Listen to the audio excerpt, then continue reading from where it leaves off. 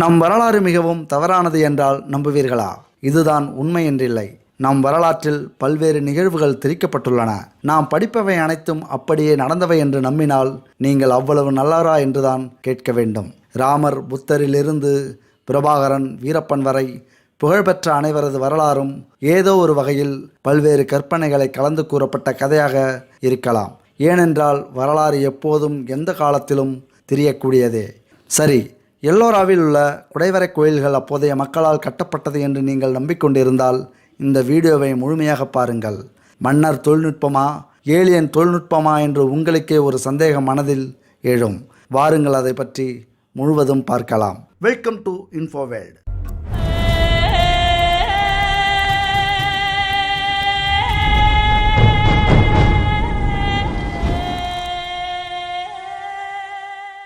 மகாராஷ்டிரா மாநிலம் எல்லோராவில் அமைந்துள்ள குடைவரை கோயில்கள் உலகப் புகழ் பெற்றவையாகும். அதன் சிறப்புகள் உங்களுக்கு தெரியுமா? பொதுவாக பாறைகள், மலைகளை வெட்டி கொண்டு வந்து கோயில்கள் கட்டுவார்கள். ஆனால் ஒரு பாறை மலையையே கோயிலாக்கியது இந்த எல்லோராவில்தான். பல நூற்றாண்டுகளுக்கு முன்னரே கட்டப்பட்ட இந்த குடைவரை கோயில்களின் கட்டுமான தொழில்நுட்பம்தான் தற்போது சந்தேகத்துக்குள்ளாகியுள்ளது. இது யுனெஸ்கோ உலக பாரம்பரிய சின்னமாக அறிவிக்கப்பட்ட இடமாகும். இது 5ஆம் நூற்றாண்டுக்கும் 10ஆம் நூற்றாண்டுக்கும் இடையில் கட்டப்பட்டவையாகும். ஆனால் கட்டியது யார் தெரியுமா? இங்குள்ள கோயிலை கட்ட கற்களை பயன்படுத்தவில்லை. ஒரு பெரிய மலையையே குடைந்து கோயிலாக்கியுள்ளனர். குடைவரை கோயில்கள் உலகின் முன்னோடியான தொழில்நுட்பம். அதனால்தான் இந்த கோயில் சந்தேகத்துக்குள்ளாகியுள்ளது. கட்டியது மனிதனா இல்லை வேற்றுக்கிரக வாசியா என்று. இந்த கோயில் உலகின் முதல் குடைவரை கோயிலாகும். மலையை குடைந்து இந்த அளவுக்கு உலகில் எவரும் கோயில் கட்டியதில்லை. உலகின் பல பகுதிகளும் மலையில் குடையப்பட்டு கோயில்கள் முன்னிருந்து வெட்டப்பட்டு பின் குடையப்பட்டு கட்டின் முறையில் செய்யப்பட்டுள்ளது. ஆனால் எல்லோரா அப்படி இல்லை. இதற்கு மாறாக எல்லோராவில் கட்டப்பட்டுள்ள கோயில்கள் கட் அவுட் முறையில் அமைக்கப்பட்டுள்ளது. அதாவது மேலிருந்து மலையை கொஞ்சம் கொஞ்சமாக குடைந்து எடுத்து கட்டப்பட்டுள்ளது.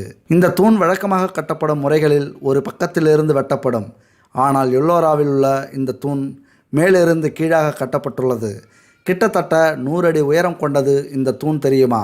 இந்த தூண் ஏலியன் டெக்னிக்கில் கட்டப்பட்டது என்பதும் மொத்த கோவிலும் வேற்றுக்கிரக வாசிகள் கட்டியது என்ற சந்தேகமும் உங்களுக்கு முழுமையாக ஏற்படலாம். இந்த தூணானது வழக்கத்துக்கு மாறாக பாறையை மேலிருந்து கீழே குடைந்து கட்டப்பட்டது. இந்த தூணை செய்வதற்காக தூணை விட பல மடங்கு அதிகம் உள்ள பருப்பொருள் பாறைகளை எடுத்துள்ளனர். அதையெல்லாம் எங்கே கொண்டு சென்றனர், எப்படி வெளிக்கொண்டு வந்தனர் என்பது புரியாத புதிராக இருக்கிறது. கிட்டத்தட்ட 4000 டன் பாறைகள் இங்கிருந்து எடுக்கப்பட்டதாக கூறப்படுகிறது. அப்படி என்றால் அதற்கு என்ன வழிமுறைகளை பயன்படுத்தி இருப்பார்கள் என ஆராய்ச்சியாளர்களே வியந்து கொண்டிருக்கிறார்கள். மறந்து விடாதீர்கள், இந்த கோவில் சில ஆண்டுகள் அல்ல, சில நூற்றாண்டுகளாக கட்டப்பட்டிருக்க வேண்டும். அந்த அளவு அட்டகாசமான கல்வெட்டுகள் செதுக்கப்பட்ட பாறைகள் உள்ளன. ஆனால் இதை சில ஆண்டுகளிலேயே கட்டியிருக்கின்றனர் என்றால் அந்த தொழில்நுட்பம் என்ன, யார் செய்தது? அப்படி நூற்றாண்டுகள் தேவைப்படும் ஒரு கட்டிடத்தை 18 ஆண்டுகளில் கட்டி முடிந்ததென்றால் தினமும் 12 மணி நேரத்திற்கு மேலாக உழைத்தவர்கள் யார்? அந்த காலத்தில் இந்த கட்டுமான பணிகளில் ஈடுபட்ட மக்கள் ரோபோக்களைப் போல வேலை செய்திருக்க வேண்டும். அப்போதுதான் இதை சாத்தியமாக்கி இருக்க முடியும். கிட்டத்தட்ட 4 லட்சம் டன் பாறைகளை அகற்ற வேண்டுமென்றால் 22,222 டன் பாறைகள் ஒரு வருடத்தில், அதாவது தினமும் 60 டன் பாறைகளை ஆழ்துளையிட்டு அகற்ற வேண்டும். உங்களுக்கு தெரியும், இப்போதுள்ள தொழில்நுட்பத்தினால் கூட இவ்வளவு எடையை அகற்றுவது என்பது சாத்தியம் குறைவானதுதான். அதீத சக்தி கொண்ட ஏலியன்கள் இல்லாமல் இந்த பாறைகளை அகற்றி இருக்கவே முடியாது என்கின்றனர் ஆய்வாளர்கள். இந்த வரலாற்று பொக்கிஷத்தை அழிக்க நினைத்த அவுரங்கசீப் கிட்டத்தட்ட 80,000 பணியாளர்களை வைத்து வேலை வாங்கி அமர்த்தி ஒரு சில ஆண்டுகள் வேலை வாங்கியும் சில சேதங்களை விளைவிக்க முடிந்ததை தவிர முற்றிலுமாக அழிக்க முடியவில்லை. இந்த அழிப்பு சம்பவம் எகிப்து பிரமிடுக்கு ஒப்பானது. ஏனென்றால் இதுபோன்று பிரமிடையும் அழிக்க நினைத்த போது அதிலும் சிறு சேதம் மட்டுமே உருவாக்க முடிந்தது.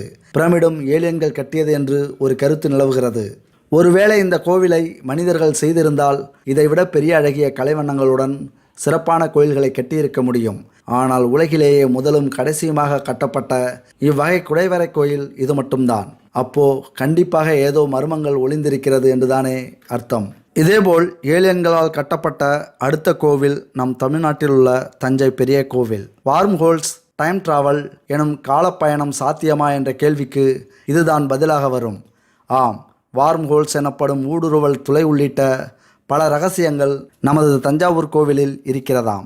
விண்வெளியில் காலப்பயணம் குறித்த தகவல்களை தேடி பிடிப்பவர்களுக்கு மிகவும் பிடித்த விஷயமாக இது இருக்கிறது. அதிலும் உலகின் பல இடங்களில் இருக்கும் வார்ம் ஹோலில் ஒன்று நம் தஞ்சை பெரிய கோவிலில் இருக்கிறது என்று அறிவியலாளர்கள் தெரிவித்துள்ளதுதான் தற்போது நமக்கு கிடைத்த அதிர்ச்சி தகவல். பிரகதீஸ்வரர் கோவிலின் பல்வேறு ரகசியங்கள் வரலாறு பற்றி ஏற்கனவே பார்த்திருக்கிறோம். அதனுடன் அறிவியல் தொடர்பான இந்த வார்ம்ஹோல்ஸ் பற்றியும் தெரிந்து கொள்வோம் வாருங்கள். வார்ம்ஹோல்ஸ் எனப்படுபவை ஒரு குறிப்பிட்ட வடிவத்தில் இருப்பதில்லை. அதை எப்படி வரையறுப்பது என்பதும் சற்று கடினமான விஷயம்தான். ஏனெனில் இது கண்களுக்கு புலப்படாத ஒரு துளை. நாம் இப்போது நம் கண்களால் பார்ப்பது முப்பரிமாண உருவங்களைத்தான். வார்ம்ஹோல்ஸ் எனப்படுபவை 10 அல்லது 11 பரிமாணங்களில் இருக்கலாம் என்று யூகிக்கப்படுகிறது. பேரலல் யூனிவர்ஸ் என்ற தத்துவத்தையே நம்மால் இன்று வரை புரிந்து கொள்ள முடியவில்லை.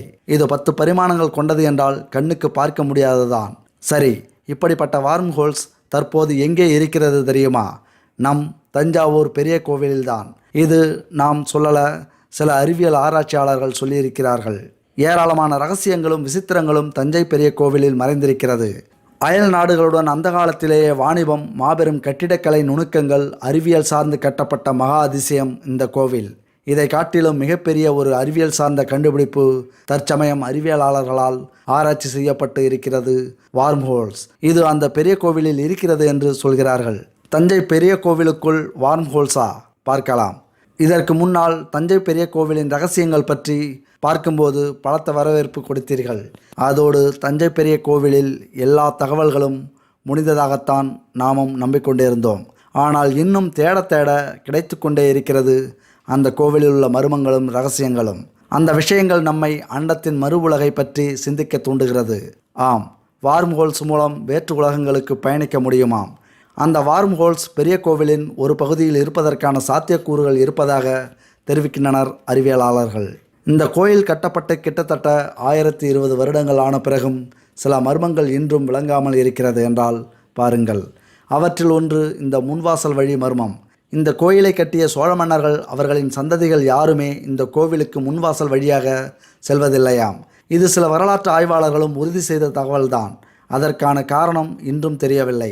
தனியே காரணம் எதுவும் இருக்கிறதா, அல்லது அரண்மனையிலிருந்து நேரடியாக கோவிலுக்கு செல்ல வழி இருந்ததால் இப்படி நிகழ்ந்ததா என்பதும் வெளிப்படையாக யாரும் தெரிவிக்கவில்லை என்பதும் குறிப்பிடத்தக்கது. சித்தர்களின் கலை என்பது ஓர் ஆன்மீக பயணமாகும். ஆன்மீக பயணம் என்றவுடன் கோயில்களுக்கு பயணிக்கும் நிகழ்வு என நினைத்துவிட வேண்டாம். இது ஆன்மீக தேடல் பயணம். உடலை விட்டு மனதால் பயணிப்பது என்கிறார்கள் சித்தர்களின் இந்த கலையை பயிற்சி செய்து வருபவர்கள். நம் கண்களால் பார்க்கும்போது இருக்கும் இந்த தஞ்சை பெரிய கோவிலின் வடிவமே ஆன்மீக பயணத்தில் சித்தர்களின் வழியில் சென்றால் வேறு மாதிரியாக இருக்கும் என்கிறார்கள் ஆய்வாளர்கள். நம் உலகம் முப்பரிமாணத்தால் இருக்கிறது. ஆனால் கண்களுக்கு புலப்படாத இன்னும் பல பரிமாணங்கள் இருக்கின்றன. அதனால் அதன் வடிவம் ஒவ்வொரு பரிமாணத்திலும் வேறு வேறாக இருக்கும் என நம்பப்படுகிறது. இதுவே தஞ்சை பெரிய கோவிலினுள் இருக்கும் வார்ம்ஹோல்ஸ்க்கான சூத்திரம் என்று கருதப்படுகிறது. கேட்பதற்கு கொஞ்சம் கேலியாகவோ இல்லை விளையாட்டாகவோ இருக்கலாம். விசித்திரமான தகவல்கள் முதலில் முட்டாள்தனமாகவே தோன்றும். ஆனாலும் இப்படி ஒரு கருத்து இருக்கிறது. அதற்கு காரணம் பல்லாயிரம் யானைகளை கொண்டு பெரிய கோவில் கட்டப்பட்டது என்பது பலரின் கூற்றுதான். அதே நேரத்தில் இன்னும் சிலர் 30 அடி உயர மனிதர்கள், அதாவது ஏலியன்கள் இதை கட்டினார்கள் என்கிறார்கள். உண்மையில் அறிவியலில் மேம்பட்டதாக நம்பிக்கொண்டிருக்கும் 21ஆம் நூற்றாண்டிலேயே மனிதர்களின் மரபணுவை மாற்றி 30 அடிக்கு உயரமாக்க முடியும் என்பது அதிர்ச்சி அளிக்கும், எளிதில் நம்ப முடியாததாக இருக்கிறது. மரபணு மாற்றம் செய்து ஆயிரக்கணக்கான 30 அடி கொண்ட வீரர்களை உருவாக்கி அவர்கள் மூலம் இந்த கோவில் கட்டப்பட்டதாம். இந்த கருத்துக்களை சிலர் கூறுகின்றனர். இதை நிரூபணம் செய்வதற்கான சான்றுகள் பெரிய அளவில் இல்லை என்பதே உண்மை. நமக்கு நம்பிக்கை இல்லை என்றாலும் ஏலியன் வந்தது உண்மை என்கிறார்கள் ஆராய்ச்சியாளர்களில் சிலர். தற்போது வேற்றுக்கிரகவாசிகள் இருப்பை உறுதி செய்வதற்காக பல்வேறு சமிஞ்சைகள் அடங்கிய சிக்னல்களை வெளி உலகுக்கு அனுப்பி வருகின்றனர் அறிவியலாளர்கள். அவர்களே இன்னும் ஏலியனை கண்டுபிடிக்க முடியாத போது 1000 வருடங்களுக்கு முன் எப்படி ஏலியன்கள் என்ற சந்தேகம் இருந்தாலும் இதை மெய்ப்பிக்க முயல்வோர் ஏலியன்கள் இந்த உலகத்துக்கு வந்து அவர்களின் அறிவியல் வளர்ச்சி காரணமாக இங்குள்ளவர்களுடன் இணைந்து இந்த மாதிரியான கட்டமைப்பை உருவாக்கியுள்ளனர் என்கிறார்கள். ஏலியன்கள் வந்து செல்ல உதவியாக இருக்கும் வார்ம்ஹோல்களை தஞ்சை பெரிய கோவிலில் அமைத்திருப்பதாக இந்த ஆய்வாளர்கள் கருதுகின்றனர். எல்லாமே யூகத்தின் அடிப்படையில் என்றாலும் இதை மெய்ப்பிக்கும் வகையில் புற காரணிகளையும் எடுத்து காட்டுகிறார்கள் அவர்கள்.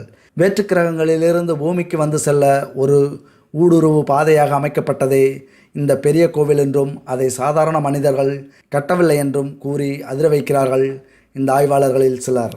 கோயில்கள் வெறுமனை வழிபாட்டு தலங்களாக உருவாக்கப்பட்டவை அல்ல என்கிறார்கள் அவர்கள்.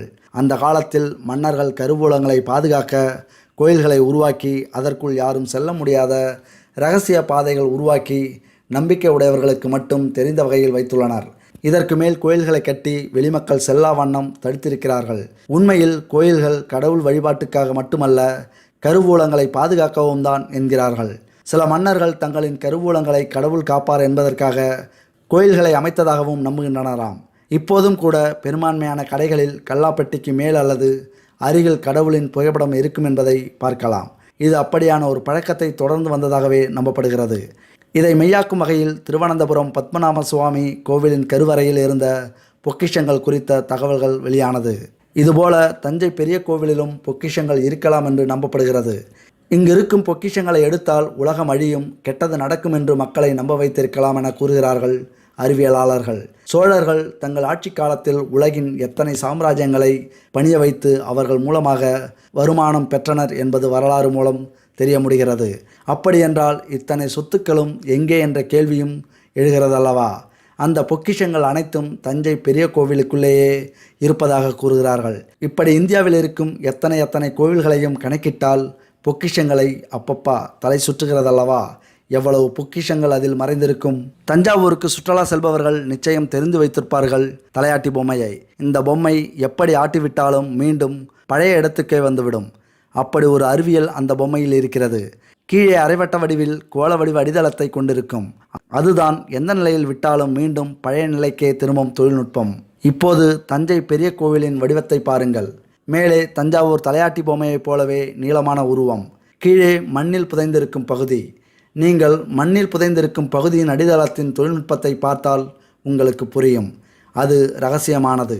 இப்படியும் இருக்கலாம். பொம்மையின் அடித்தளத்தைப் போல எப்படி சரிந்தாலும் மீண்டும் எழும்படியான தொழில்நுட்பம் இதுவாக இருக்கலாம்.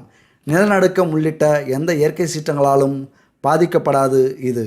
இது பற்றி ஆராய்ச்சியில் ஈடுபட்டு வரும் ஆய்வாளர்கள் சிலர் ஏலியன்கள் தான் இந்த கோவிலை கட்டியிருக்க வேண்டும் என்று அடித்து கூறுகிறார்கள். இது நிச்சயமாக மனிதர்களின் தொழில்நுட்பமாக இருந்திருக்காது. யானைகளை கொண்டு குறிப்பிட்ட காலத்தில் இப்படி கட்டுவது என்பது சாத்தியப்படாது என்கிறார்கள் அவர்கள். கோவில் கட்டி முடிக்கப்பட்டதும் அவர்களில் 30 அடி மனிதர்கள் நிச்சயமாக அழிக்கப்பட்டிருப்பர் என நம்பப்படுகிறது. இவர்கள் மூலம் இன்னொரு சந்ததி வந்துவிடக்கூடாது என்பதிலும் ஆட்சியாளர்கள் கருத்தாக இருந்ததாகவும் நம்பப்படுகிறது. இது தற்கால அறிவியலுக்கு ஒத்து வந்தாலும் கூட இதன் பின்னணியை யோசியுங்கள். அத்தனை பெரிய மனிதர்களுக்கு எப்படி உணவளிப்பது, கட்டுப்படுத்துவது? அவர்களின் எண்ணிக்கை பெருகினால் மக்கள் உயிருக்கு அச்சம் ஏற்படும் என கருதியவர்கள்தான் அவர்களை ஒட்டுமொத்தமாக கொன்று புதைத்தனர் எனவும், அவர்களின் ஆத்மாவை அடங்கச் செய்யவே இப்படி ஒரு பிரம்மாண்ட சிவலிங்கமும் அதன் முன் நந்தியும் வைக்கப்பட்டுள்ளதாக நம்புகின்றனர். என்னதான் இத்தனை விசித்திரங்கள் நமக்கு தெரிய வந்தாலும் தஞ்சை பெரிய கோவிலுக்குள் நாம் செல்லும்போது அமைதியாகத்தான் இருக்கிறது. முற்றிலும் சுத்தமான அழகிய வேலைப்பாடுகள் கொண்ட கோவில் கட்டிடக்கலைகளை பார்க்கும்போது அடடா எவ்வளவு பிரம்மாண்டம் என்றே சொல்ல தோன்றுகிறது. உண்மையில் வேற்றுக்கிரகவாசிகள் வந்து செல்லும் வழி இதுவாக இருந்தால் ஏன் இப்போது வரவில்லை அவர்கள்?